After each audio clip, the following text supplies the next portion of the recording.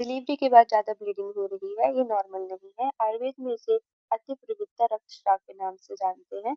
Modern में इसे postpartum haemorrhage in short PPH कहते हैं। तो चलिए देखते हैं आज इसके बारे में। After delivery excessive bleeding is not normal. Delivery के बाद अगर जो ब्लीडिंग है वो एक्सेसिव अमाउंट में हो रही है तो वो नॉर्मल नहीं है, वो पोस्टमार्टम की कंडीशन हो सकती है, यानी कि अतिप्रवृत्ता रक्तस्राव की कंडीशन हो सकती है। Why does it happen? से क्यों होता है? तो pitta increase bleeding and water fails to control uterine contraction. It means pitta dosha बढ़ता है तो ब्लीडिंग है वो इंक्रीज होती है।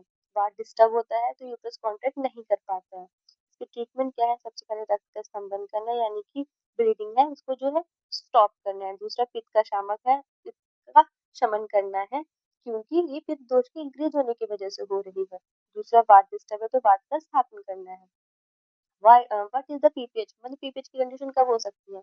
अगर 1000 ml से ज्यादा ब्लड का लॉस हुआ है तो वो पीपीएच की कंडीशन है। ठीक है, इसके साइन और सिम्टम्स अगर हम देखें तो वो हैवी वेजाइनल ब्लीडिंग, बहुत ज्यादा ब्लीडिंग होना, ठीक है, डिजीज फैंटिंग यानी कि चक्कर आना और बेहोशी होना, रैपिड हार्ट बीट, धड़कनों का बढ़ जाना, पेल स्किन कलर हो जाना, क्योंकि ब्लड लॉस होगा तो एनीमिया के सिम्टम्स आएंगे तो स्किन का कलर पेल हो सकता है। वीकनेस एंड फटीग, कमजोरी रहना और थकान रहना।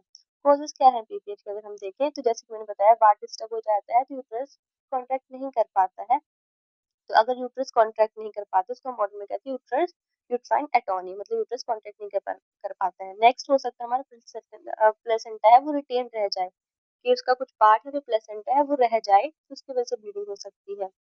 Tier in the vagina and cervix, vagina या सर्विक्स में कोई टीयर हो उसकी वजह से ब्लीडिंग कंटिन्यू रह सकती है।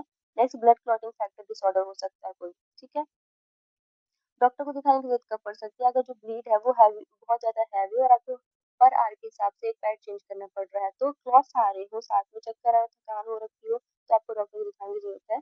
आयुर्वेद क्या कहता है तो देखते हैं। आयुर्वेद के जो बेस्ट ड्रग्स है वो है लोध, नागकेशर एंड अशोका, ये बेस्ट ड्रग है। तो मेन पॉइंट इसका क्या है कि कंट्रोल विथ स्टेबलाइज बात is equal to save life, like with को कंट्रोल करो, बात को स्टेबलाइज करो, जो कि आपको लाइफ सेविंग हो सकता है। ओके।